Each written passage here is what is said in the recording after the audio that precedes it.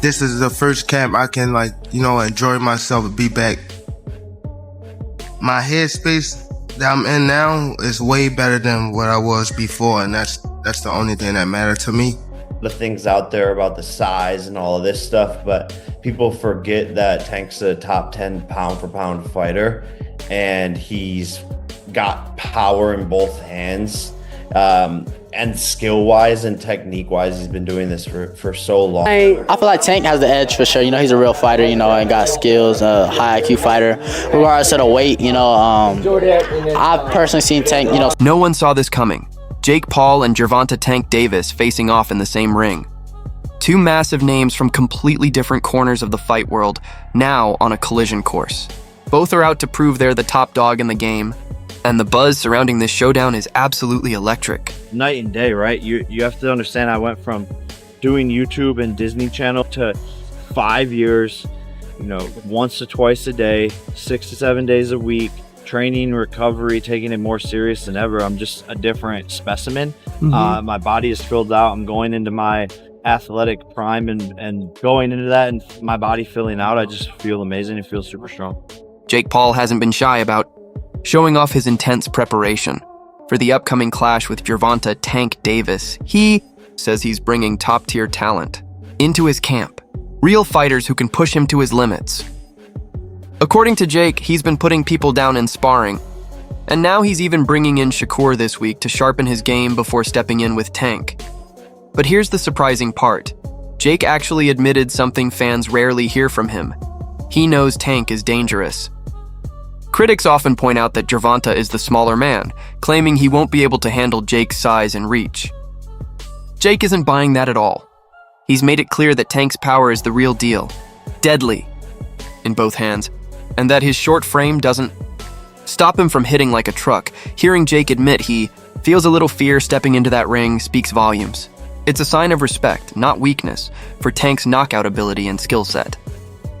That kind of honesty proves this fight is far from the gimmick some people think it is. Going into a fight that I've actually ever been, because I know how good these people are that I'm sparring, and being able to see how good they are and knowing how good Tank is, it's actually going to be my toughest test to date. Yeah, I think, Jake, you could make the argument, right? Pound for pound wise, this guy's the most ferocious dude in the whole sport, couldn't you? For sure. I think he has probably one of the highest knockout percentages in 90-something%, right? Exactly. And just his speed, his elusiveness, his ring IQ, his conditioning.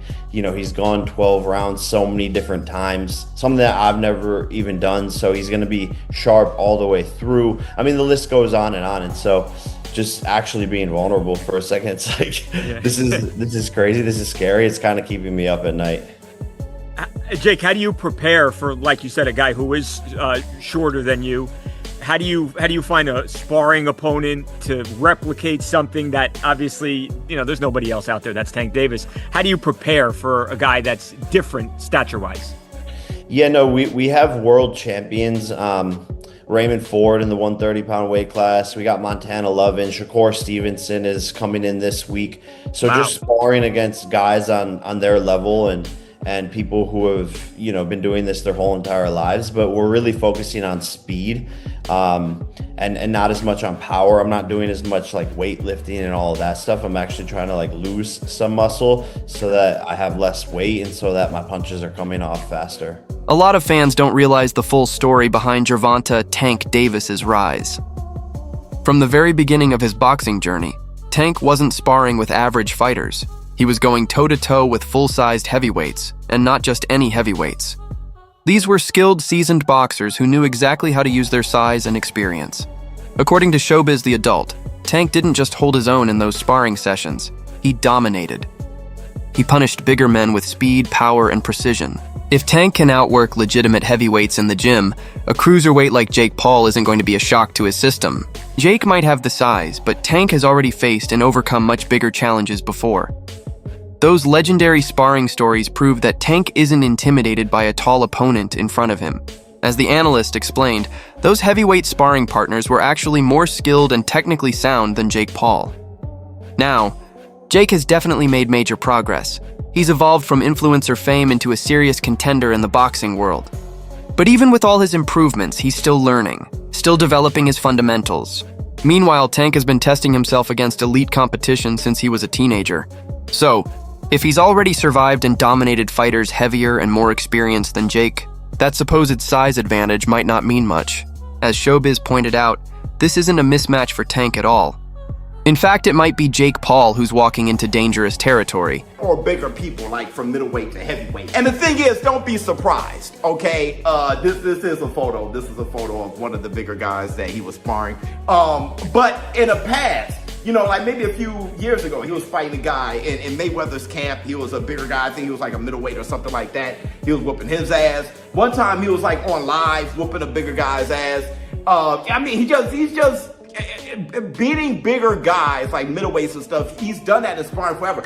Remember this story? I've brought it up a million times and I've showed this clip a million times, but on Ellie Set Back, this story of this guy saying how Gervonta Tank Davis knocked out this heavyweight. Tell me the story. What happened? Tank, what's the one boy name? No, don't say a name. I don't want to embarrass anyone. Oh, no, you're right. But tell people what happened. Man, I was about to spar. Before I was about to spar Tank, he was sparring this big boy. A heavyweight. Heavyweight boy. And Tank hit that nigga. He hit him so hard that he was on the top of the rope just like this. I'm like, I thought he died. Like, I ain't gonna lie to you. I thought he died. Hey, I've seen him knock out some heavyweights. He might knock all the ass out now. You knocked out a heavyweight? Yeah. How was that? Cause I hit harder than Wilder. Now, granted, the heavyweight that Gervonta Tank Davis is whooping and sparring is not like, you know, all-time great heavyweights, all right? And it shouldn't be. But he's sparring the heavyweight, the level of heavyweight that, you know, more experienced than Jake Paul, right? But Jake Paul has beaten those heavyweights himself, all right? I'm thinking that is the caliber of heavyweight that Gervonta Tank Davis is sparring, but he's whooping their asses. And that's a good thing. With Jake Paul sparring Raymond Ford, to me, it looked like Raymond Ford got the best of him. It looked like Jake Paul was a little exhausted, and it looked like Raymond Ford wasn't. It looked like Jake Paul was a little disappointed in his performance, and Raymond Ford was trying to give him a pick-me-up. Like, you know, just kind of letting him out. No, like, you know, we do this and do that. It just looked like Raymond Ford was in a confident, secure place, more dominant place, the more alpha out the two in the ring, and that's Raymond Ford. That ain't Gervonta Davis. You know, I love Raymond Ford. I have him on my fighters list. But still, I don't think anyone thinks he's as skillful or as powerful as Gervonta Tank Davis. Gervonta Tank Davis has made his decision about the future. He's done with 135 pounds. The constant weight cuts were taking too much out of him, leaving him drained and not performing at his peak.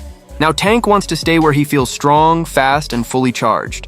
His move up to 140 pounds isn't just physical, it's mental growth. It shows a fighter who's ready for bigger names and tougher challenges, including his highly anticipated showdown with Jake Paul.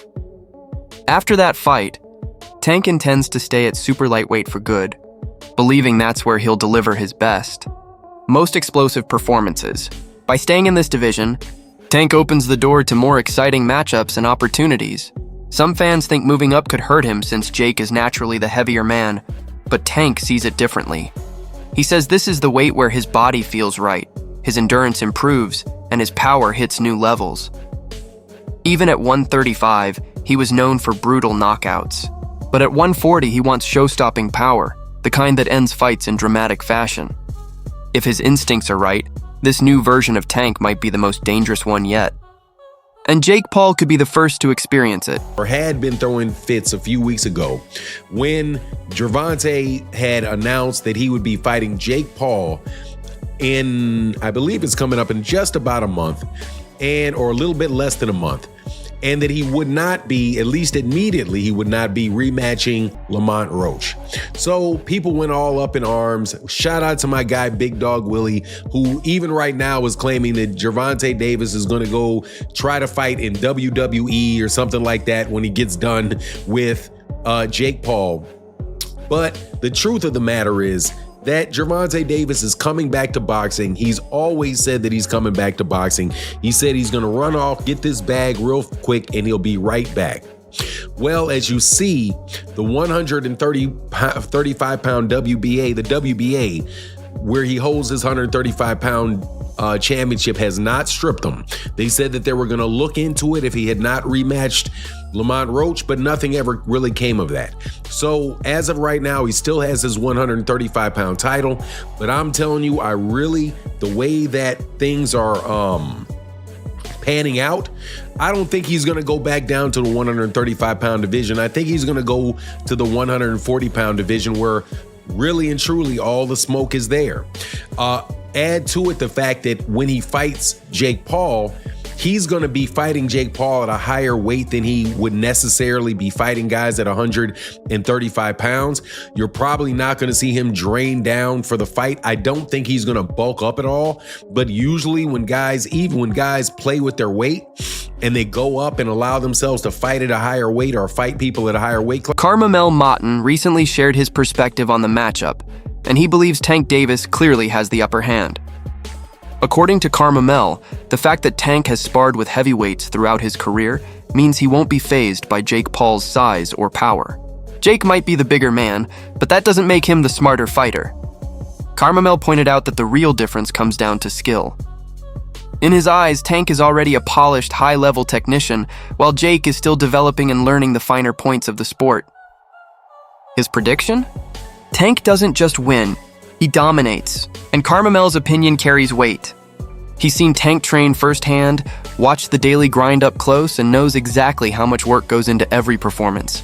From his point of view, this fight will once again prove that talent overcomes size, and skill always conquers raw strength. Where's Jake Paul? I feel like it's gonna be a good fight, entertaining. It's an exhibition, so we're gonna see how serious they really take it, but I don't know, they both getting a lot of money, so, congrats to them. What if you had it, who has the edge in this fight? I feel like Tank has the edge for sure. He's a real fighter, and got skills, a high IQ fighter. Regardless of the weight, I've personally seen Tank, spar heavyweights, and even me, I spar heavyweights, So the weight's not really too much, for a lot of great fighters, so I feel like Tank will get it for sure. Do you think he kind of be an advantage because he's small and fast? Someone said that, I'm I didn't think about that actually. Yeah, possibly, he gonna see a lot of Jake Paul's punches coming, he can be able to evade them and then set him up for a big counter. Wait, but do you think this is going to be different than the other Jake Paul fights we've seen, against Mike Tyson and Julio Cesar Chavez? I know a lot of people weren't the happiest with that, but I feel like Tank's going to give him a different fight. Do you think so? I think so. We'll see how he adapts because a lot of people think it's hard, for a small guy to be fighting a bigger guy, but it's also hard for a big guy to be fighting a smaller guy. It's a small target, they're very fast, so we'll have to see how he adapts to it. Wait, and is Floyd Mayweather versus Mike Tyson really happening? Yeah, that's happening. No, it's not. Yeah. Wait, is there a date already, or what's going on? I'm not. I don't think there's a date yet, but it's definitely an official fight and it's happening. So what do you got to say about that? What's going on? It's gonna be a great show. Floyd's gonna do his thing. Hopefully I'm on the undercard so I can put on a great show as well. No, really? You guys already talked about that? Not yet, no, but we'll have to see. Yeah, for sure. And are you gonna fight again this year? What's next with you, Carmel? I don't know. At the moment, we haven't heard nothing. We're just waiting, staying patient, staying ready. But I should be back at least one more time before the end of the year. That's it for today. Drop your prediction below. Who takes it, Jake or Tank? Don't forget to like, follow, and stay tuned for the next update.